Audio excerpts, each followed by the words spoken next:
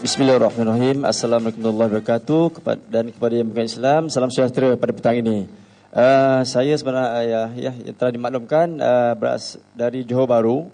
Saya nak mewakili ayah saya yang mananya kami kedua adalah ahli aptean juga. Ayah saya sebenarnya telah berumur 80 tahun.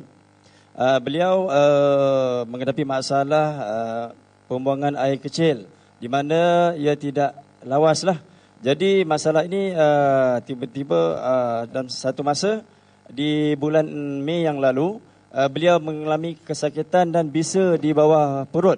Bermakna beliau tidak dapat membuang air kecil dengan sesempurnanya lah. Jadi saya tanpa berlengah lagi dalam keadaan itu saya menyapu Lumiglo sahaja pada bahagian bawah pusat lah di pundi air kencingnya.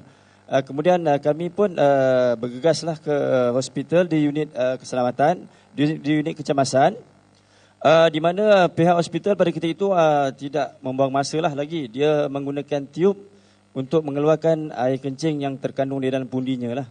Jadi yang terkejutnya saya bila dikeluarkan, kita dapati air kencingnya sebanyak macam satu botol air mineral 1.5 liter banyaknya. Jadi kami terkejutlah. Dan setelah pulang ke rumah, jadi tiba-tiba dalam masa tu pembuangan air kencing saya keluar darah. Darah jenis darah beku dan merah-merah lah. Jadi kami pun terkejut lah dan kembali ke unit kecemasan dan pihak hospital mengambil sampel darah dan menukar tiub tu dan plastiknya sekali lagi lah. Kemudian dia akan dia akan suruh saya dan membawa saya untuk pemeriksaan doktor pakar pada hari yang seterusnya lah, pada hari keempat. Seterusnya pada hari yang kedua, saya dapati darah tu keluar, sentiasa keluar lah dan begitu dalam bentuk yang beku lah dan merah-merah. Dan itulah, lepas tu menunggu hari yang ketiga pula, darah tu menjadi cair seperti air kopi yang hitam, bertukar menjadi hitam pada hari yang ketiga dan kedua dan ketiga lah. Kemudian pada hari yang keempat, masa pemeriksaan doktor di unit pakar, doktor dapati ayah saya perlu kena pembedahan yang secepat mungkin lah. Walaupun pada ketika itu ada 10 orang yang menunggu untuk pembedahan, jadi dia masukkan juga kes ayah saya yang ke-11. Jadi yang jadi terperanjatnya saya dan tak sangka, pada esoknya hari yang kelima, tiba-tiba kandungan air kencing ayah saya bertukar menjadi normal.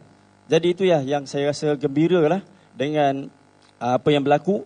Jadi bila doktor menyuruh untuk datang untuk pembedahan pada hari yang ke-7, dan bila diperiksa dan didapati, ayah saya tidak payah melakukan perubahan lagi. Itu dia. Jadi memandangkan ayah saya berusia dah lewat 80 tahun lah. Kalau dia menjalani pembedahan, mungkin banyak risiko pada dirinya. Jadi doktor pun terus membatalkan pembedahan dan terus saja memberi ubat untuk dia makan. Sekian saja, terima kasih. Okey, terima kasih Encik Rahman. Ya. Jadi yang tadi nak tanya sikit, yang tadi hari-hari masa hari pertama, kedua, ketiga, keempat tu, bila masa you sapu Lumiglo tu? Saya secara automatik lah, pada hari yang pertama tu dia sakit, terus sapu. Sapu kat mana? Sapu di bahagian pundi kencing tu, atas. Dekat atas lah yang gitu bengkak, sebab dia rasa bisa lah masa tu kan. Bisa dan sakit, jadi saya terus sapu.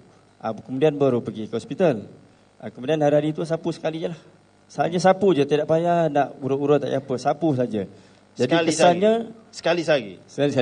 Jadi kesannya yang kelima, alhamdulillah dia kembali dengan pembuangan air kencing yang normal. Sekian, terima kasih lah tu. Jadi sampai hari ini masih gunakan Lumiglo? Masih gunakan. Jadi kami sekeluarga memang maintain lah setiap bulan menggunakan Lumiglo. Jadi saya sarankan pada perempuan dapatlah menggunakannya sebagai satu langkah untuk keselamatan dan kecantikan. Sekian, terima kasih.